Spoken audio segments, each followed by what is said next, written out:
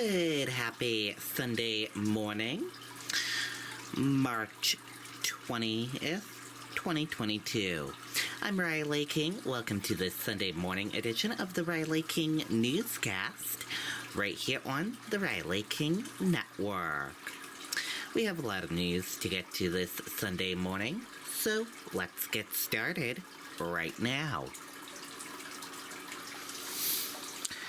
First up, man arrested after allegedly leading police on a pursuit down I-93 with a baby in the car.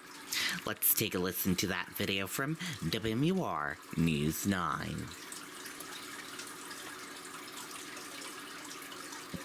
Are you looking for a rewarding career with purpose?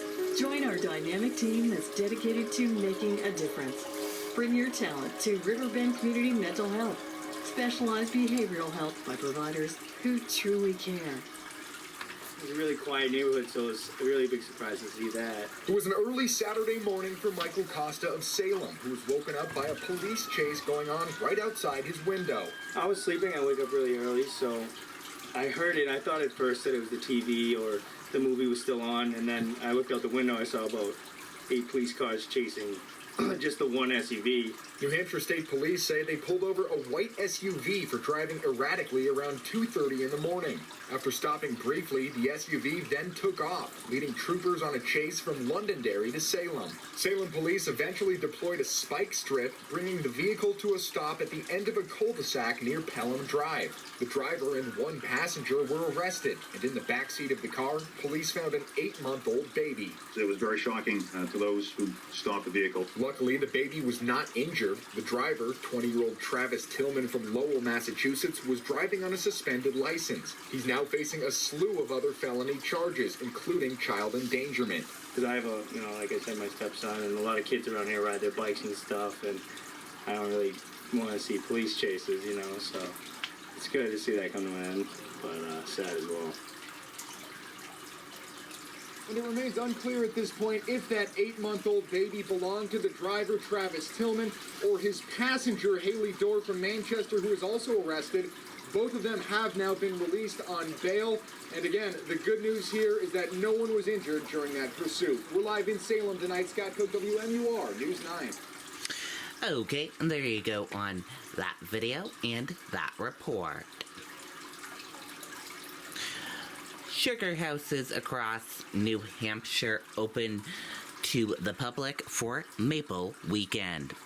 Let's take a listen to that video from WMUR News 9. Are you looking for a rewarding career with purpose? Join our dynamic team that's dedicated to making a difference. Bring your talent to Riverbend Community Mental Health. Specialized behavioral health by providers who truly care.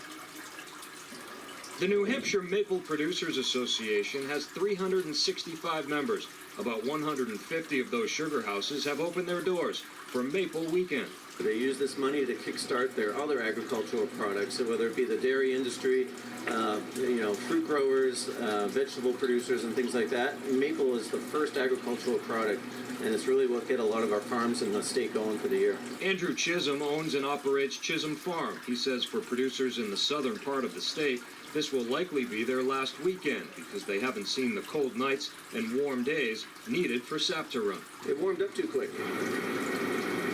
Chris Hicks owns the sugar house at Morningstar Farm in Plastow. He would normally start boiling around Valentine's Day, but this year things stayed frozen until after March 1st, creating a very short season. This is only our third boil, and this is pretty much going to be it for the year. 15 years ago, the Hicks started with just 5 trees and this one still up here behind me. Today, they have more than 6,000 taps. They can produce close to 1,200 gallons of maple syrup in a season, but this year may not reach 300. But conditions in the northern part of the state are still good. The guys up north, they're still rolling hard, and they're making strong. God help them. I hope they have a great season and make a lot of syrup, because I'm probably going to be trying to buy some from them this year. Sugar houses are also dealing with supply issues, struggling to get plastic and glass containers for packaging. But what they do have, they're eager to sell. Jason King, WMUR News 9. Okay, there you go on that video and that report.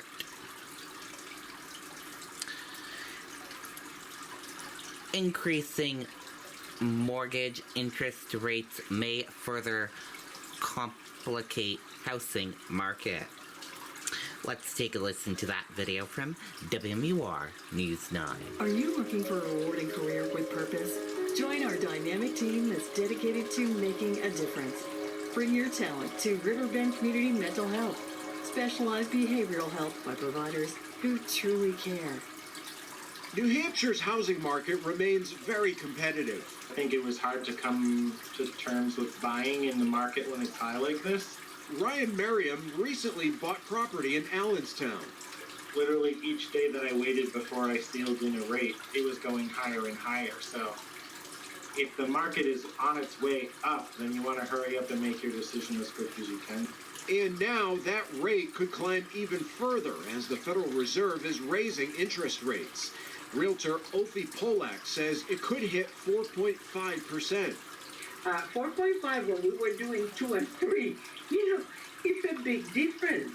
According to the New Hampshire Association of Realtors, the median sales price of a single-family home is $405,000, up about 13% since last February. The amount of homes for sale has dropped by 28% from a year ago, and sales declined by 21%. Still, because of the shortage of inventory, we're getting offers. I just have one for $32,000 over listing price overnight, and I canceled my open house today. Polak says it will take a few months to know the full hike, but says it remains important for buyers to do their research and consider all options. So when your buyer agent says, okay, are you going to waive inspections? Are you going to waive this? Are you going to waive that? You know what that entails. But above all, try to be a cash buyer. Okay, and there you go on that video and that report.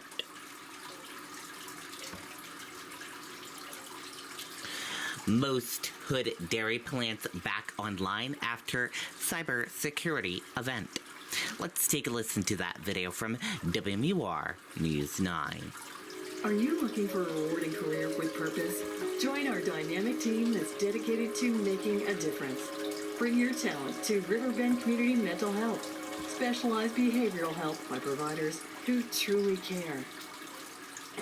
Right now, most Hood milk plants are back online. The dairy company says its network was hacked last weekend, and the matter is still under investigation. The Massachusetts-based business is among the largest milk providers for New England schools. The Conval School District Superintendent says it will be impacted by a milk shortage. Okay, and there you go on that video and that report.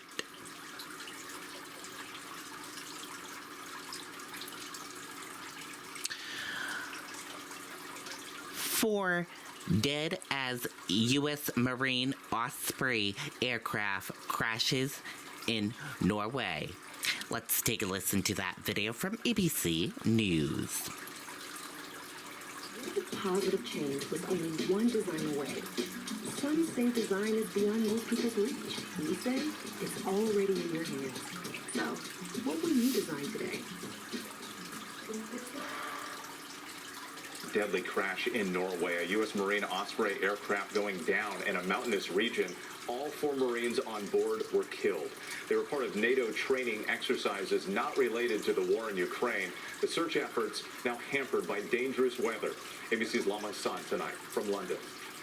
Tonight, the desperate search for answers. Why a Marine Osprey aircraft like this one went down in Norway on Friday, crashing in a mountainous area, killing all 4 Marines on board. The Osprey was on its way north in a training mission where it was due to land shortly before 6 p.m., but it never made it.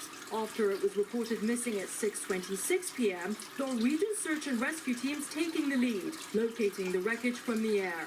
The area is part of the Arctic, known for its extreme weather conditions. This area of Norway is very rugged, steep, high mountains, and the snow is deep, high winds, and weather that changes very, very rapidly. The flight was part of a regular NATO exercise called Cold Response, scheduled long before Russia's invasion of Ukraine, involving 30,000 troops from 27 countries, including 3,000 U.S. Marines. Norway and the US have opened an investigation into the crash, but poor weather and concerns about an avalanche have forced Norwegian police and rescue teams to stop work on the scene until the weather improves. Whit? Lama Hassan for us. Thank you. Hi, everyone. George Stephanopoulos here. Thanks for checking out the ABC. Okay, there you go on that video and that report. And that does it for this morning edition of the Riley King Newscast right here on the Riley King Network. Thank you for tuning in and watching. Have a great Sunday, everyone, and goodbye.